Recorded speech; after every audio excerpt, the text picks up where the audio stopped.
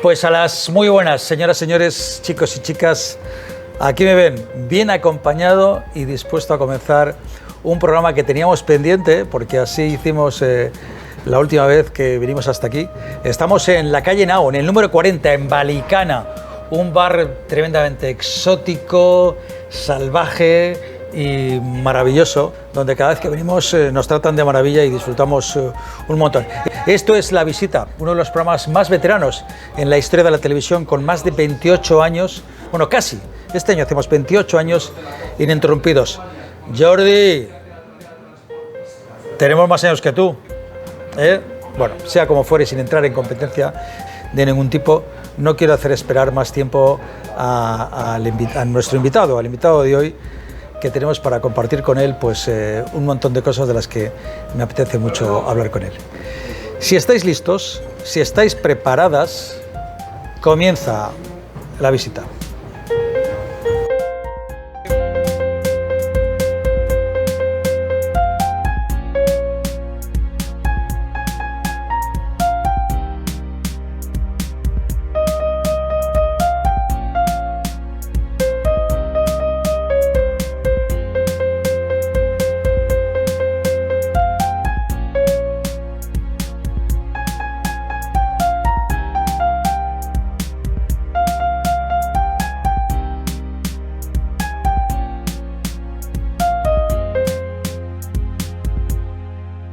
A las muy buenas, don Enrique Simón. El otro día estabas por aquí, sí. Te pedimos que te quedaras. Gracias por estar aquí con nosotros. Gracias a vosotros. Compartir tu tiempo. Y yo sé que a mucha gente de una determinada generación, soy consciente que cuando decimos Enrique Simón y cuando te ven, enseguida son capaces de conocerte, no sé si conocerte o de reconocerte. ¿No? Eso mejor se lo preguntas a ellos, pero sí, mirando un poco como he estado un tiempo trabajando de otra manera, digamos que de 35 para arriba, 35-40, la gente tiene una referencia clara de mí, ¿no? Creo. Y sin embargo, de 35 para abajo, 40-35 para abajo, no. Entonces es muy gracioso, ¿no? Es una pregunta que hago a menudo. Lo efímero, ¿no? Sí, lo rapidez y fugaz que pasa la vida, ¿no? Pero es una pregunta que hago a menudo a los invitados. ¿Quién es Enrique Simón? Es una buena pregunta. ¿Y cuál es la respuesta? Estoy en ello. Pues, bueno, ya en sí eso es algo maravilloso. Vamos a situar con lo tópico y típico, ¿no? ¿Cuántas llamadas recibiste el pasado 8 de octubre? Pues no tantas, pero las que recibí, mensajes, unos cuantos más, y fueron muy agradables, muy gratas. ¿Por qué te he hecho esa pregunta? Pues porque es mi cumpleaños, ¿no? ¿En qué año naciste? En el 59. ¿Dónde naciste? Pasa, Fernando, si quieres dejar un café, ahí está. Qué majo. Habías pedido a las estrellas, habías pedido un café, ¿no? ¿Qué? Sí. Vamos a intentar...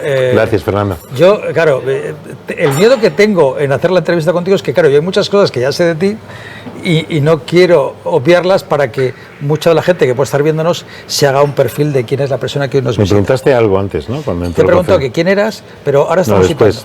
Naciste un 8 de octubre del 59. Y después me preguntaste otra cosa. Ya no me acuerdo. Yo tampoco. Continuamos. Un 8 de octubre del 59. Naces en Palencia. ¿Palencia capital? Eso es lo que me preguntaste. Nací en un sitio... Realmente mi sangre es de León. Mis padres son de... No, más abajo. De La Bañeza.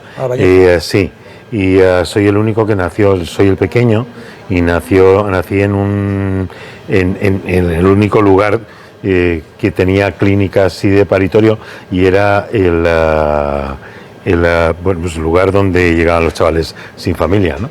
Entonces durante un tiempo dije lo mismo, yo tengo otra familia y tal, porque curiosamente parte de la familia también estaba como más eclipsada por el tema de la guerra civil. Entonces yo no veía que hubiera ningún proceso creativo en la familia y sin embargo sí los hubo y muy potentes. Tu familia es de León, de La Bañeza, naces en Palencia. Sí. ¿Cómo se llamaba tu madre? Angelines. ¿Y tu padre? Teófilo. Teófilo. Amigo de Dios. Qué bonitos, qué nombres más bonitos. O sea, el amigo de Dios se casa con los ángeles chiquitines. ¿A qué se dedicaban tus padres? Pues yo creí que mi padre era banquero. Y, hasta que un día me dijeron, Enrique, tu padre es bancario. ¿Qué diferencia entre banquero y bancario? Que no tengo ni idea, ¿eh? La diferencia está en que mi bisabuelo sí llegó a ser banquero. Un banquero es un tipo que tiene un banco. Un bancario es un tipo que trabaja en un banco, aunque sea director de una sucursal. Vale, no, fíjate que hay una... Lo he entendido. Cuando comenzó mi padre, que comenzó como botones, creo, antes de, bueno, no sé cuándo, pero vivió una guerra y después de la guerra pasaba por... Era un poder fáctico, ¿no? O sea, el tipo que... Sí, es importante, claro, que generaba... Él iba decía, Antonio, ¿por qué no te compras un tractor? Y un tractor, si no tengo un duro, y yo te lo doy. Y entonces a partir de ahí comenzó a generar una serie de mejoras y comenzó a hacer... él comenzó a trabajar en el Banco Hispanoamericano. Y entonces, que entonces era. Y fueron abriendo sucursales, ¿no? Y las abrían así, entonces la gente estaba muy agradecida. Sí. Y el médico, el alcalde, el maestro y el de la pasta, pues eran poderes fácticos. Entonces tuvo el gran detalle, la enorme generosidad de venirse para acá, para Madrid, bueno, para Madrid. Y yo llegué con 4 años y leía las cartas, ¿no? O sea, pidiendo el traslado. ¿Le trasladan a tu padre a Madrid? Sí. Pidiendo el traslado porque decía, caray, el futuro está en Madrid, ¿no? Estos chavales. Entonces renunció a su presente por un futuro más próspero para nosotros. ¿Eres el más pequeño? Yo creo que 3 hermanos. 5. ¿Ah, 5? 5. ¿Pero todos son chicas o...? No, solamente hay una chica. El resto son chicos. Pues vaya. Y tengo bien el culete. Oye, pero de todas maneras te digo, que sé que sois varios hermanos, pero el único que se dedicó, ¿cómo de un padre banquero y una madre entiendo que... Bancario. Y de una madre entiendo que ama de casa, con 5 criaturas. Una madre ama de casa que le encantaba, o sea, toda la parte creativa también la tengo de ahí, o sea que mi madre tenía era un input creativo potente. Mi abuelo escribía y fue primer teniente alcalde y no acabó bien porque era republicano y mi abuela era falangista y ahí hubo un tinglado, o se hizo falangista y hubo un tinglado que un día lo mismo escribo. Porque os trasladéis a Madrid y cómo de ese entorno, porque entiendo que el resto no tiene nada que ver con el mundo de las artes escénicas ni con el mundo de la cultura. Bueno, mi hermano pinta y escribe también, Jesús.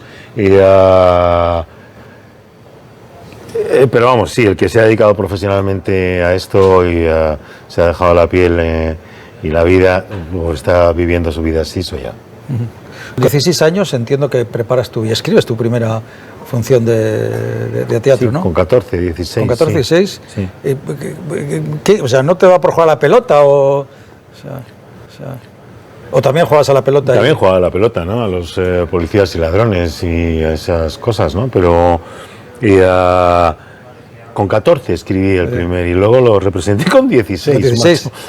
Di el título porque el título tiene cierta... ¿Y tú dónde sabes eso? Bueno, ¿Cómo era? De cómo morir en 20 metros de papel de estraza. Porque comencé estudiando interpretación y leyendo libros y entonces me fascinaba el mimo y todo el tema de movimiento me parecía fascinante y era un trabajo que se desarrollaba, que era con mimo, ¿no? Y un tipo que intentaba salir de la gran ciudad y entonces lo que se movía eran los 20 metros de papel de estraza, que era un rollo ese papel, que habíamos estado dibujando Félix García y yo. Oye, ¿en qué barrio os instaláis cuando llegáis a Madrid? ¿En qué barrio os instaláis cuando llegáis a Madrid? ¿De qué barrio eres de Madrid tú? En el barrio de Corea. ¿Dónde está el barrio de Corea? Yo no lo conozco. El barrio de Corea estaba en la parte norte y estábamos junto Torre Esquío a la derecha, Torre Esquío a la izquierda. Según subes hacia Torre Esquío desde Cuesta Arriba, desde el centro, a la derecha, a la última calle. ¿Cerca del Viso o por ahí? ¿No? El Viso estaba un poco antes, pero sí, cerca. Pero no era el Viso, o sea, aquello era la colonia de los americanos. Entonces era una de las colonias donde vivía todos los americanos. Yo tenía muchos amigos americanos, amigas, improvisaban al piano, había colegios por allí, y se hablaba inglés de una manera diferente no se hablaba inglés, era una ciudad, un país en blanco y negro, ¿no? Y aquello tenía un poquito de color. ¿Qué tal estudiante eras? ¿A qué colegio ibas? Yo malo, siempre. O sea, no malos, estudiaba lo que quería. Entonces, fui a los agustinos, fui antes, y a los agustinos sugirieron que era mejor que me cambiase de cole, ¿no? Y lo sugirieron poniendo un 4,9 y me sentí muy orgulloso de que mi madre fuera a defenderme, ¿no? Y de ahí pasé al Pablo VI. Y también religioso, el Pablo VI se vinculaba más con el Opus indirectamente. Y yo creo que de ahí viene mi espiritualidad y mi rebeldía, ¿no? A la hora, mi antigua rebeldía, que es una manera de expresión del sometimiento también, ¿no? Bueno. Y de ahí viene la espiritualidad, ¿no? La parte de decir, oye, la trascendencia de... O sea, yo no soy solamente lo que se toca, ¿no? Soy algo más que no se toca, ¿no? Una esencia, sí. Sí, una esencia y no sé, un enchufe es un enchufe, pero si metes los dedos hay algo más que no se toca, que también está, ¿no? Entonces, acabas de estudiar, te vas a la mili. No he acabado de estudiar. Bueno, o sea, decir, ¿estudias BUP, estudias alguna carrera? ¿Qué haces? Casi me voy de casa coincidiendo con la mayoría de edad, porque ellos querían que estudiara una cosa y yo quería estudiar otra. Yo quería estudiar interpretación. ¿Y ellos qué querían que estudiaras? Querían que fuera... ¿Bancario? No, era una opción. Quería que fuera médico o... ¿cómo se llama? ¿Abogado? Misionero. Misionero. Lo de misionero me parecía interesante por lo de viajar y tal. Sí. Tenía un tío misionero que luego se salió. ¿Y estudiaste interpretación? Estudié interpretación porque ellos decían primero esto y luego interpretación. Y dije, no, primero interpretación y luego ya veremos. Y no estábamos de acuerdo, no nos poníamos de acuerdo. ¿Dónde estudiaste interpretación? Trabajando de jardinero para pagármelo, y estudié con William Layton y con John Strasberg, pero no tengo los estudios oficiales, entonces me formó en privado. Y luego William Layton entró en la Escuela de Arte Dramático. ¿En la RESAT? Pero eso, en la RESAT. Sí. Oye, ¿cuál es tu primer trabajo, digamos, estudias con ellos y qué ocurre después? ¿La mili la hiciste? La mili fue la mili hice una mili muy especial. ¿Por qué? Si se puede contar, ¿eh? Decía que era rebelde. Entonces, mi primer trabajo estaba en la escuela y de repente Adolfo Marsilla, que estaba montando el Centro Dramático Nacional, me llamaron, me hicieron una prueba, entré de meritorio y ahí fue un descubrimiento estupendo. Después de pasar a trabajar con Manuel Collado en Historia de un Caballo, pues hice una mili en la cual digamos que no hice la mili completa. Te libraba mucha guardia, digamos, que el ser actor o el estar ahí te da una cierta licencia, pasa por un día lo cuento, lo de la mili, pero vamos, no hice muy poquito de la mili y al final me libré de la mili. Entonces, por lo que veo, tu inicio dentro del mundo de las artes escénicas es a través de Adolfo Marsillac, el Centro Dramático Nacional y de los Collado. ¿Cómo se llama? Y del Ejército de Tierra de sí, Madrid, también. No, del gobierno y del Estado español. Sí, del Estado español, sí. Porque también me preparé ahí una historia. Sí. Estamos con Enrique Simón, que para los que ustedes no sepan o no lo recuerden, es probablemente una de las personas con una trayectoria más dilatada, no solamente en el mundo del teatro, sino en el mundo de la televisión y del cine.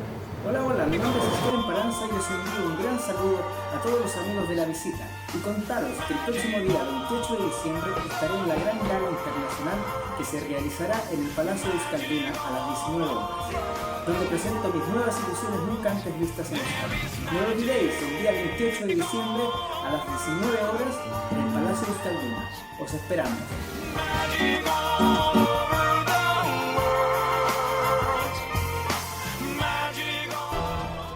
La visita. Gracias por estar y compartir este tiempo con nosotros desde Valicana, en la calle Nao, en el número 40 de Bilbao, y damos la bienvenida a don Fernando Lázaro Clemente. Gracias, don Fernando, siempre es un placer. Qué micro, qué bien te veo ahí con estos inalámbricos ahí, un placer esta estar tecnología. Con Enrique Simón.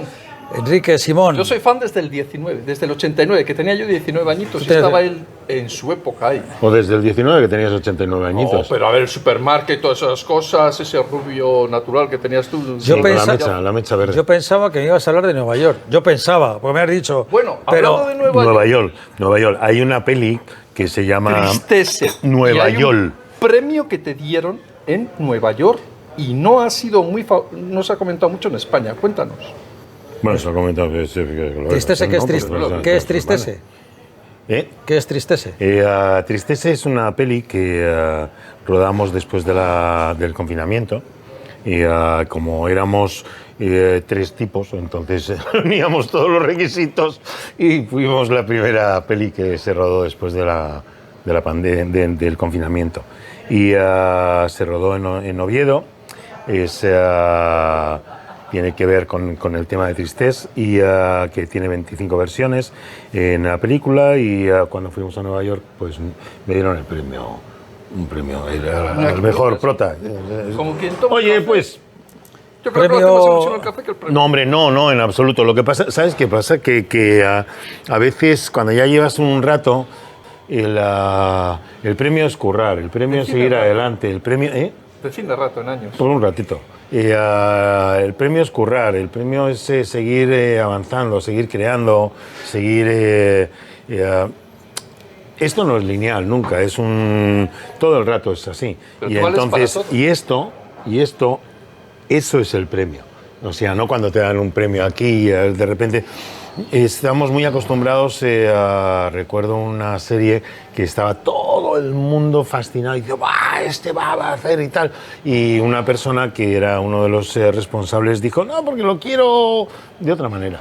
Y entonces al final pues no haces el prota porque no eres tan alto, tan bajo, tan gordo, tan flaco, tan lo que sea. Entonces te puedes llevar un porrazo muy grande, ¿no? Entonces también supongo que habrá algo de reserva, ¿no? De decir... Que te den un premio, una patada en el culo o que te den ¿sabes? Pues forma parte de lo mismo. Al final estás trabajando vocacionalmente por algo que amas y ya está. Entonces, ratito, que te defina rato, el chispazo de vida que tenemos, que es muy Pero tú muy vales para cortito. todo, te he visto de presentador. Hago una tortilla de patata. Brigada Central era muy fan también. Y luego, vamos, estoy flipando con hasta los monólogos. Háblame, que me gustó mucho, conferencia sobre la lluvia, perdona. Que es esas cosas que me lleva Javi, que son para gente culta. Aquí todavía a Bilbao no ha llegado, conferencia sobre la lluvia, creo que es el último montaje teatral el que estás defendiendo y el que estás ahora implicado en conferencia sobre la lluvia. No sé, decir, yo he visto el tráiler y vamos a ver probablemente unas imágenes, si no estamos viendo ya. Conferencia sobre la lluvia. Yo tenía un monólogo escrito que tenía, lo mismo lo hago, que tenía textual, gestual, música, un follón.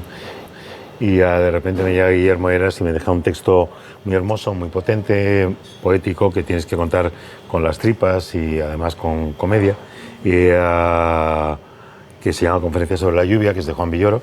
Y dices, hostia, bueno, esto sí es un monólogo, esto sí es... trabajar cara a cara con el público y es un tipo que va a dar una conferencia y se olvida los papeles, los pierde.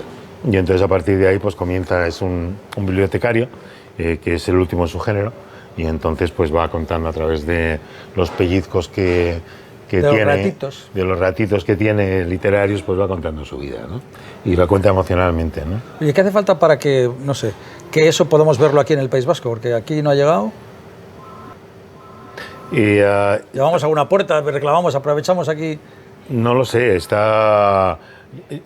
Conferencia se presentó en Madrid, tuvo muy buenas críticas y yo ahora la verdad es que la ilusión que me hace, que me dan alguna colleja que otra, pero la ilusión que me hace es, me estoy dando cuenta que hay teatro que no, hay mucho teatro que no llega a lugares pequeños y a mí me apetece mucho trabajar en lugares pequeños. O sea, por un lado... ¿Bibliotecas o no sé? bibliotecas y lugares, pueblos de cultura, pueblos donde no llega muchas veces el teatro, y que además no puede llegar porque mover una función es caro. Sí. Pero esto es barato porque es una mesa, una silla, un tío que de repente está contando, es muy sencillo y tiene pellizcos. Entonces me apetece compartir. A veces nosotros vendemos humo, teóricamente, no. Pero creo que es muy importante el entrar en contacto con el mundo emocional de cada uno. Eso, aparte del teatro, que creo que es mucho mejor que la televisión, ¿cómo crees un profesional como tú, que lleva un ratito, para mí es toda una vida, cómo crees que ha evolucionado la tele? Yo no creo que el teatro sea mejor que la televisión. ¿No? No, en absoluto. Creo que hay un teatro muy malo, y una televisión muy mala, muy mala. Y hay una televisión muy buena y hay un teatro muy bueno. Entonces creo que el teatro es otro medio, pero hacer un comparativo es cruel, a veces injusto. La televisión ha evolucionado porque pasar de una unidad móvil que requería de un montón de elementos y personas a que un móvil sea la unidad permite que haya mucha gente que pueda contar y hacerse y mostrarse y mostrar su ingenio y su talento. La televisión pasó por un salto a las privadas y otro salto cualitativo, que es el que ahora me parece fascinante. O sea, que es las plataformas, las redes, lugares donde de repente la gente se puede expresar, puede hacer mucho ensayo, error. Vosotros estáis haciendo lo que estáis haciendo con los recursos que lo estáis haciendo.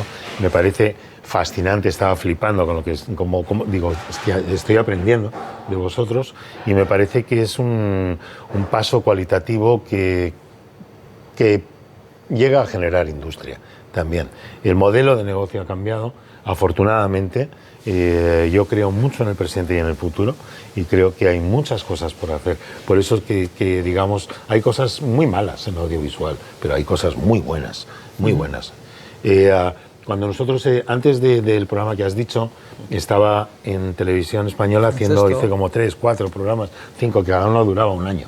Y eran programas que activabas un poco un cesto lleno de libros, no te lo pierdas, planta baja, que activabas elementos y curiosidades en la gente. Eso era de Chema, el director era... Chema Quero, estuve varias veces, estuvimos currando juntos. Yo creo que todo eso era de él, ¿o no? Todo no. No, me estoy igual. Todo no, pero a media tarde lo dirigió y el primero no, ¿cuál más dirigió? Dirigió a media tarde y no te lo pierdas. A Fano, que es la enciclopedia. No te lo pierdas, no, pero yo trabajé 2 veces con Chema Quero. Bueno, trabajé más veces porque la primera vez que fui a televisión fui con Chema. Chema Quero y yo nos conocemos desde los 4 años. Claro, entonces me dijo, y su padre era don José María Quero. Y entonces dijo, oye, vamos a la tele porque estás un actor, te llevo a la tele y hay un concurso para cantar. Y yo entonces estaba cantando, me escapaba y me metía en el metro a cantar por las noches, tío. No se lo decía a nadie. Cerraba los ojos y me ponía a cantar la saeta y tal, y cuando los abría estaba todo rodeado de gente. Y el saxo, joder. El saxo, sí, sobre todo sé cantar. Sí. Bueno, pues entonces me llevó a... que estaba... ¿Quién estaba? Bueno, uno de los grandes. Y no se me ocurrió otra cosa que cantar una canción protesta sobre la televisión, ¿no? Y bueno, pues ahí acabó mi iniciación musical en televisión. Luego tuve que volver a empezar. Está bien volver a empezar, ¿no? ¿Cuándo fue la última vez que tú volviste a empezar? Hace poco. Claro, García sabe mucho de eso. Todos los días. García sabe mucho. Sí. Bueno, claro. García es un maestro. Oye, yo que te he conocido y nos conocemos hace muchos años, lo decía el otro día contigo, o sea, ¿cómo has llevado eso de estar arriba del todo, ser una persona tremendamente conocida, archipopular, que iba contigo por la calle y era un no parar de saludarte, no había tantas fotos? ¿Cómo se lleva eso de ser tremendamente famoso a poco pasar más al anonimato? Yo creo que ahora, creo que te dicen que 10 minutos, no sé por qué. Y ahora esa popularidad de un día para otro es, no lo sé, porque ha cambiado mucho el modelo. Pero estabas antes en todas las series importantes, en todo el teatro. ¿Sabes qué pasa? En otros programas que o sea, no había más televisiones, no había más elementos audiovisuales. O sea, imagínate concentrar todos los elementos audiovisuales que hay en uno solo. Entonces sales y eres Ronaldo. Y no porque juegues bien al fútbol, sino porque no hay más que lo que está saliendo, ¿no? Yo no quería salir en televisión inicialmente. Luego, sí es cierto que me acerqué y dije, hazme la prueba y tal, ¿no? Tuve la intuición y ahí me quedé 10 años. Entonces, ¿cómo se lleva esa aventura? Sigue sucediendo ahora exactamente igual. Puedes confundir tus valores, porque yo creo que requiere una cierta madurez, está bien, ¿no? Porque si te equivocas a todos nos gusta ser queridos, sentirnos queridos y sentirnos un poco pues que te atienden, ahora vosotros atendiéndome, ¿no? Y a veces es por lo que dices y otras por lo que representas. Si lo que representas te equivocas y crees que es lo que eres, entonces comienzas a alejarte de lo que realmente eres. Y eso es un follón. Entonces, salir de un día para otro y no poder entrar en el metro porque hace todo el vagón. Yo dejé de coger el metro el día que me olvidé el periódico, macho. O sea, porque estar sentado en el metro y todo el mundo mirándome. Era como un koala o sea, y dices, uff. Entonces, a veces no se lleva bien cuando se producen esas cosas. Es difícil, pero es un privilegio. O sea, que de repente te den una voz y que sepas un poco por lo que estás ahí y el servicio a la tribu que puedes hacer. Yo soy un cuentacuentos. Y entonces el cuentacuentos a veces como tú, se los inventa y entonces hay muchas maneras de contarlo. Mi manera de contar el cuento, que a veces me invento también, es una manera emocional. Entonces, cuando tú cuentas el cuento emocionalmente, sea el propio, sea el que te cuentan, yo funcioné en televisión porque era un actor y había periodistas ahí. Y llega el actor contando cuentos y tiene muchos más recursos. Y los cuentos eran buenos. Además, y no dirigía yo. Bueno, uno lo dirigí. Y entonces, contar un cuento emocionalmente es cuando tú ves una noticia y alguien está viviendo una emoción potente, quieras o no, te agarra y te lleva. Entonces, llevarte a una reflexión o llevarte a una perversión, creo que es mi don, ¿no? Entonces yo elijo la virtud, elijo llevarte a una reflexión y a un entretenimiento creativo y positivo. Déjame, me parece interesante lo que dices, pero déjame ver si luego Fernando me echa la bronca de que en su tiempo no le da tiempo a hacer preguntas. Soy muy fan. Yo desde el 89 la última pregunta. Salir en programas, presentando, invitados, de bromas. Si es que no salís. La última pregunta. Fernando, yo te tengo Fernando que decir algo, Clemente. La última pregunta para. La última, si no me he hecho ni una. Y te tengo que hacer una pregunta. ¿Por qué no te compras los coches de segunda mano? Joder, o sea. Vamos a ver, si tú coges coge una alta gama de segunda mano, ¿sabes? Y, bueno, en fin, la pregunta. La última pregunta. ¿Y la pregunta, Fernando? En todos tus trabajos, teatro, presentador, cine, series como Brigada Central, ¿con cuál te sientes más identificado o cuál te ha dado más satisfacciones a nivel personal, como Enrique? De todos tus trabajos siempre tenemos una obra mimada, siempre tenemos un favorito, siempre tenemos como el sultán con el harén. Mira, suena un poco tópico, pero es verdad. Te iba a decir que el que está por venir, pero es verdad. Y te digo por qué. Cuando tú has salido a la montaña ya varias veces, el paseo por la montaña es diferente. Claro que la fascinación inicial, etcétera, etcétera, pero le sacas mucho más partido. Entonces, ahora acabo de hacer un trabajo, estáis hablando de cortometrajes. Acabo de hacer un trabajo, se llama La Rampa, y que creo que van a mover por ahí. Y he trabajado con parálisis cerebral. Hago de abuelo de una chavala con parálisis cerebral. Que poco menos que intuía, sabía un poquito lo que era, pero la profundidad, la inmersión, la generosidad que ha tenido la gente a la hora de documentarme con ello y la extraordinaria, el rodaje, el equipo, o sea, el partido que se le ha sacado destilando eso, hostia, cómo me lo he pasado. Y lo que estoy maquinando ahora, precisamente para la televisión, me lo voy a pasar, y cuando sepas el tema, no lo digo, pero me lo voy a pasar y creo que nos lo tenemos que pasar muy bien. Creo que nos lo tenemos que pasar muy bien. Déjame Estoy despedido ya. No, tú no. Ha firmado un contrato de confidencialidad, por eso no nos cuenta. Fernando, gracias y quiero que me des una vuelta en tu coche. Oye, esto es La Visita y estamos coches de segunda mano, tío. con Enrique Simón. Lo más importante de los libros son las manos que los entregan. No, yo no debería hablar de esto. Los poetas se liberan del mundo con la lluvia y a la vez adquieren una melancolía llevadera. Como La Visita desde Valicana, en Bilbao, en la calle Nau número 40, don Jon Fano García. Como siempre un placer. Qué bien te veo siempre. Y a ti, como eres un chico delgado, las rayas horizontales te sientan bien. Las rayas horizontales me quedan que ni pintadas. Y yo sé que esta camisa le ayudaste a Enrique a elegirla, ¿o no? Camisa, pantalón y jersey. Y todo. Todo. Y él raya horizontal. El raya vertical, que es lo que le conviene en estos momentos, pero dentro de poco no. ¿Por qué? Pues porque te lo cuente él, porque dentro de poco no le va a hacer falta. Es que hice un experimento por un curro y también estaba como un gocho y he entrenado mucho, entonces cuando dejas de entrenar tienes que tener cuidado. Y bajé muy rápido, tengo que bajar. Hay un trabajo que tiene una diferencia de kilos considerable. Y entonces, pues hacer las pruebas con ayunos intermitentes, puede tener consecuencias. Cuidado, además, os lo digo, funciona muy bien, pero ya de paso meto la cuña.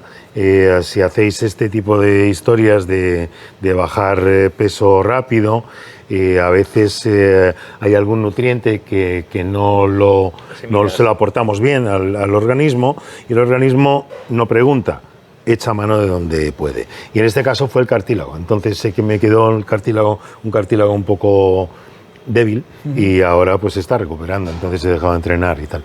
Y lo de la ropa era porque yo vine a Bilbao un día y medio.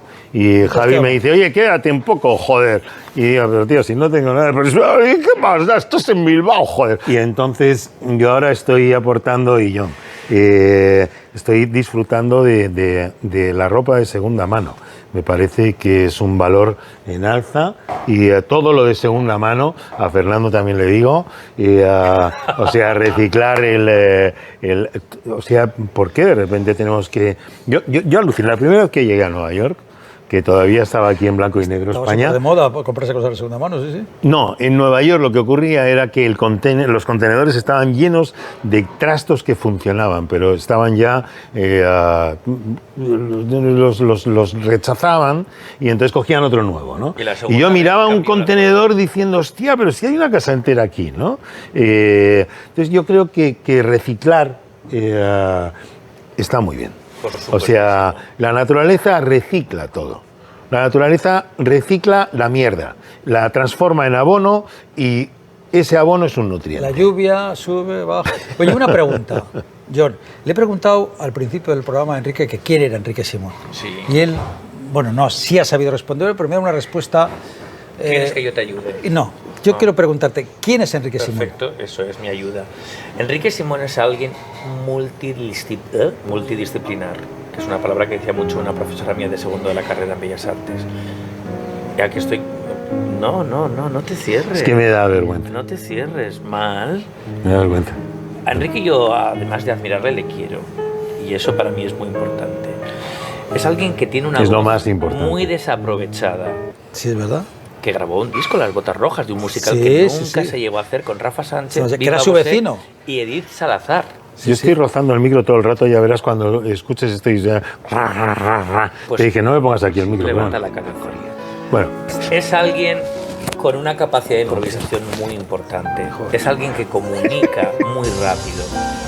Es alguien que siendo actor, te lo he dicho, siendo actor, cuando hizo televisión no se notaba que era actor, que ha habido muchos otros a los que les ha pasado, ¿sí o no? que se les nota que es actor y están más encorsetados y están como aprendiéndose un papel que tienen que desempeñar y que a veces dices, no, esto no es así. Yo, uno de los trabajos, no digo, grabábamos 4 o 5 diarios y los grabábamos en tandas de 4 o 5 días. Y era un esquema que era el mismo, ¿no? Y el tercer día ya era como el tercer programa, el tercer día, ¿no? Y antes de salir decía, Enrique, solamente tienes una misión, pasártelo bien. Y lo conseguías. Busca la manera de pasártelo bien. Y lo conseguías. ¿Y porque es lo que comunicas? Como actor, sin embargo, además de, obviamente, disfrutar con tu trabajo, tienes que dar humanidad a un personaje diferente. Una personalidad es una construcción más compleja. Pero como conductor, como presentador, lo único que tienes que tener es admiración y amor por la vida. O sea, bueno, desde mi punto de vista, o para mi trabajo, mejor dicho. Sí. O sea, puedes tener otras cosas, puedes tener mucha ira, mucho odio, mucha perversión y también ser un buen comunicador, pero a mí no me interesa. ¿Por qué no estás donde te mereces? ¿Quién te ha dicho que no me merezco donde estoy? Te lo digo yo. No, creo que estás equivocado. ¿Por qué? Porque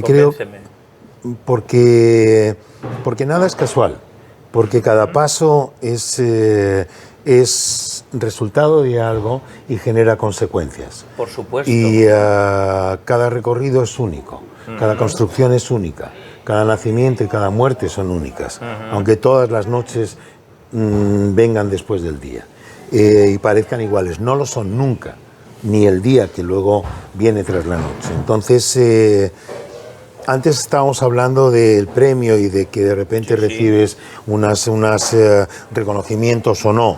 El recorrido va más allá. Entonces, un árbol es un árbol completo. O sea, la parte de la copa que recibe el sol y la parte de la raíz que va absorbiendo. Entonces yo estoy donde tengo que estar en cada momento. Cada momento presente es maravilloso. ¿Y crees que este momento presente va a durar mucho o tú ya crees que en breve va a cambiar? Déjame que le haga una pregunta. Ya ha pasado. ¿Dónde te gustaría estar? Perfecto. Aquí. Ya está. Ahora, en este momento. Es que el momento siguiente va a ser... Mira, Amado Nervo tiene un poema que me recordaban hace poco, ¿no? Que dice... agradeciéndole a la vida, ¿no? Y diciendo, cuando sembré rosales, siempre coseché rosas. Entonces, si no estás cosechando rosas, si tienes algo que estás funcionando ahí, aunque creas que el otro se ha saltado el stop, que es verdad a veces, y te ha arrasado, que es verdad a veces, pero tú no miraste. Hay algo en tu responsabilidad también, porque tú estás en el suelo. A mí la moto me ha enseñado mucho. Entonces, haz tu trabajo, siembra rosales. Y tu trabajo también es ver lo que estás cosechando y analizarlo.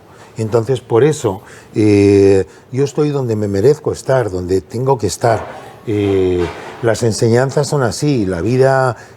Mira, me estaba preparando para un trabajo Momo. Es el otro monólogo que estoy haciendo conferencias sobre la lluvia, pero hay otro monólogo que tiene mucha complejidad, más porque tiene textual, gestual y tal y cual. Y entonces tiene también una parte física potente. Tiene acrobacia aérea, entonces comencé a trabajar y a prepararme en acrobacia aérea, mástil chino y tal, ¿no? Y entonces, bueno, al principio era muy duro y se me quedó un pie como una berenjena. ¿Morado? Sí, por la forma y por el color. Por la forma, por el color. Y le dije al instructor de mástil chino, a Abraham, digo, me ha pasado esto. Y Abraham me miró muy... Es un tirillas, pero es un ángel cuando le ves encima del trapecio. Me miraba y decía, Enrique, el circo duele. El circo duele. La vida duele. Hostia, la vida duele. Pero luego, cuando yo entré en aquella carpa, el primer día no pude trabajar. Porque estaban todos aquellos ángeles livianos trabajando en unos hierros que luego los tocas y dices, hostia, ¿cómo se llega a ser tan liviano? Entonces, ¿quién ha dicho que el dolor es malo?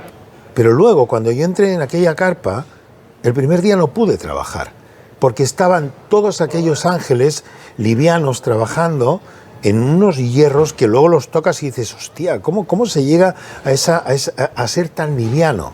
Entonces, ¿quién ha dicho que el dolor es malo? No, el dolor te tiene que hacer aprender muchísimo. Claro, el dolor te dice que tienes una caries, o sea, pero hay mucho miedo al dolor. Claro. Y como hay miedo al dolor, hay rechazo. Como hay rechazo al dolor, entonces se sufre. Entonces ya estamos otra vez y dices, tío, lo que te estaba señalando el dolor no quieres escucharlo. Bueno, pues tendrá consecuencias también, ¿no? Entonces, ¿qué es el fracaso? El fracaso es la consecuencia de vivir.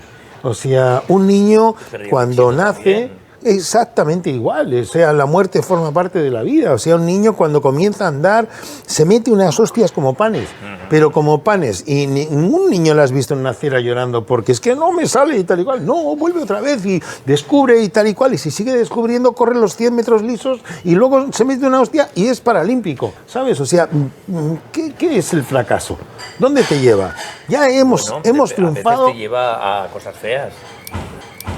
John, sí. Enrique Simón es cultura. Sí, también las hace. Es cultura. Ahí te veo, qué bien has estado. Y dibuja, y hace muchas cosas. Por eso te he dicho que es multidisciplinar. Sí. ¿Qué es cultura? Según entraba a su casa, antes yo que tuve la suerte de estar en su casa, según entraba a su casa a la izquierda había un estudio totalmente de escultura, donde había la apoteosis de un tipo que desborda creatividad por cada uno de los poros que tiene. Muy bonito, y además hay proyectos que nos han hecho ahí. Pero luego me quedé o sea, sucedió algo, un tsunami, y bueno, la casa que yo conocí, bueno, he conocido la otra, pero sí la casa que conocí, una casa totalmente diáfana en la que solamente estaba el cuarto de él. Todo lo demás era... Bueno, luego estaba también el de Adriana, que también le hice un cuarto de Adriana. Sí, claro, cuando apareció. Eso fue... cuando nació. Y Ana también tuvo su cuarto. Has citado a tus hijas. Si quieres que me paso, me cortas. Has citado a una de tus hijas, Adriana. ¿Quieres que hablemos de tus hijas? Yo no quiero nada, yo estoy aquí. Vale, bueno, te digo. Tú hablas de lo que quieras. Porque hay mucha gente que igual no sabe que una de las protagonistas, yo no sé si sigue siendo la serie. Me pide permiso para preguntarme, tío. No sé si. ¿Qué tiene miedo? No, pero. Porque. No respeta. Pero ¿sabes por qué lo digo? Porque no sé si. Sé que es una de las series más locas. Por la discreción también. Eso también. El respeto a los otros, eso es verdad. Sí. Por eso, ya está. Qué respetuoso eres, Javi. Entonces, bueno, que Ana Arias es mi hija, Ana Arias, que es una actriz como la Copa de un Pino y que también está, pues, viviendo la vida. Y la otra... La Copa del Pino es así como pequeña, es estrechita la copa. Nunca he entendido eso. No, pero yo creo que es por la altura. No, yo creo que... El pino piñonero es... Claro, pero si tú has estado mucho en Segovia, John. Ya, pero estaba ya más con el abeto. Claro, con el abeto. Claro, la Navidad y todo este tipo de cosas... vive de punta. Sí. De puntilla. Va buscando John, a Dios. La última pregunta. Sin saber que Dios está en todos lados. La última pregunta, John, antes de que te eche. ¿Tú eres de los que tienes No te miedo? vayas, John. No, yo no quiero, pero bueno. ¿Eres de los que no habla de los proyectos porque tiene miedo a que luego no se cumplan? Sid File, creo que hablando del guión, dice hay dos tipos de guionistas. Uno, que es un pelado, que va contando el proyecto a todo el mundo, ¿no? Sí. Y según te lo cuenta, según te lo cuenta lo va variando y tal y cual, y entonces lo va construyendo. Vale. Y otro, que no cuenta nada, o sea, de repente es hermético, eso es, dices, ¿qué le pasa a este? Y está escribiendo. Y hasta que de repente, ¡pum!, pare, ¿no? Los dos llegan a la misma conclusión. Sí, pero ¿tú en qué punto estás? ¿Cuál era la pregunta? A ver si eres de los que tiene miedo a contar los proyectos por aquello de que se dice que no se cumplen si se cuentan, o eres de los que... Yo creo que la fuerza se va por la boca, a veces. Vale. Uno cuenta los proyectos y los contrasta, y tiene que contrastarlos, entre amigos, gente cercana, pero un proyecto, dos cosas. Uno, una idea es humo. Y ese humo, pues es humo nada más. Puede entonces, desvanecerse a la primera de cambio. Claro, o sea, deja que se concentre hasta que de repente el rocío aparezca. Entonces ya no será solamente éter, ¿sabes? Estoy ahí. Yo, te iba a decir que te quiero, sabes que te queremos. Me alegro, gracias. Igualmente. Sí, la verdad es que sí. Esto sigue siendo la visita. No te vayas, te persigue un halo de melancolía. Entonces, lo mejor es mirar las cosas con distancia.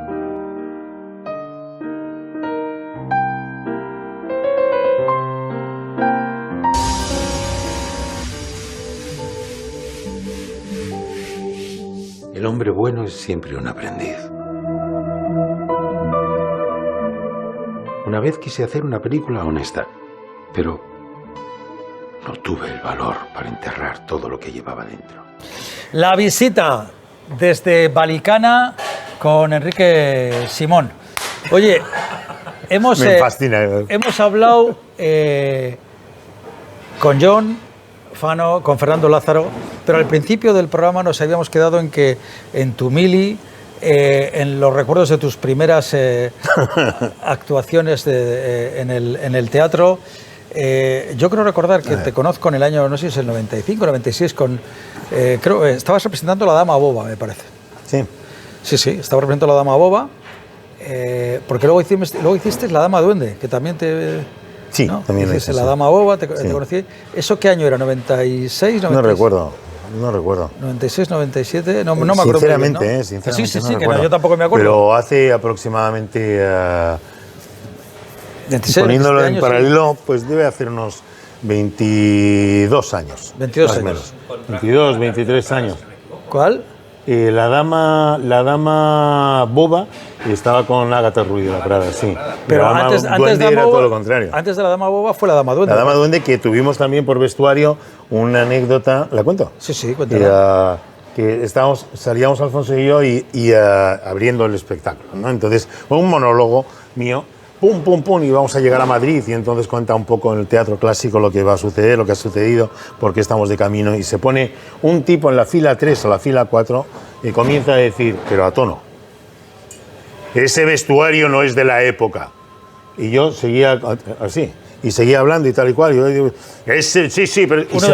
Uno del público, y se acabó poniendo de pie, diciendo, sí, pero ese vestuario no es de la época. Y yo de repente eché mano al sable, me giré, me quedé mirándole. ¿Qué dice vos? No, me quedé mirándole y era como...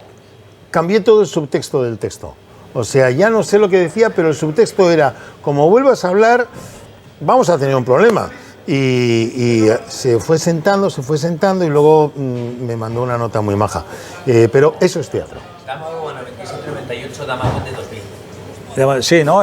Sí, pues sería 97-98, pues sí. Dama Boba fue antes que Dama Duende. Dama Boba, sí. Interesante. Sí. Es verdad. Dama Boba... En Dama Boba iba con mi kit de esculturas. Porque no fue en Dama Boba, en Dama Duende, cuando fuimos a Zaragoza, ¿cuándo fue eso? Estoy hablando con Jon Fano, que está... en el 2002. ¿Qué estaba haciendo? Y eso era ¿Estaba haciendo Dama es que me suena... Los viejos no deben enamorarse.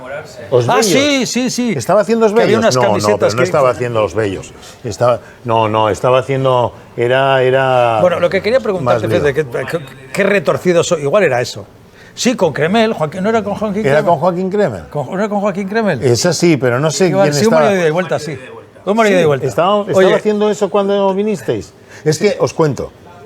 O sea, yo de repente conozco a gente de Bilbo y hay diferencia entre la gente de Castilla, León, y que son muy majos, adorables, pero cuando llegas a Bilbo y comienzan a hablar de las cuadrillas y oye, pues vamos a tomar no sé qué, y yo estoy de gira y un buen día es mi cumpleaños y ese día... Un 8 de octubre. Sí. Oye, que estamos ahí, estamos aquí. Y digo, ¿estamos ahí dónde? Y de, pues aquí, joder. Apartamentos El Sol, me ha venido a la cabeza toma ahora. Castaña. Y se vinieron a Zaragoza a celebrar el cumpleaños mío. Pero se vinieron 3 o 4 coches, yo que sé cuántos, ¿no? Sí, y todavía fue un regalo muy bonito.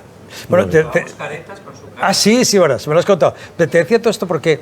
Y lleváis camisetas también. Y camisetas. Sí. ¿Qué ha pasado, te decía, en qué ha cambiado ese Enrique al de ahora? ¿Se ha cambiado en algo? Joder, claro que ha cambiado mucho. Hay una amiga que ve fotos de entonces y dice, ese tío no me interesa. Es verdad, sí. Digo, ¿por qué no? Dice, porque es más aparente. Es menos... también hay gente que me dice, no, tío, es muy de ley, muy campechano. Pero sí es verdad que quizá uno, en mi caso al menos, como que te proteges más. Y cuando ya llega la vida y te mete un meneo y 25 y pasa un tsunami, como que te deja la piel muy despejada, ¿no? Después de un tsunami se te queda la piel estupenda, ¿sabes? Porque como ya te ha pasado... Pero, por ejemplo, ¿eres mejor actor ahora que antes? Sí. ¿Eres mejor persona ahora que antes? Mejor persona, no lo sé. Mejor actor, sí, sin duda. Tengo más conocimiento de lo que es la vida, sí, sin duda. Más humilde, por tanto, menos soberbio, sí, sin duda. Por tanto, todo va junto y Henry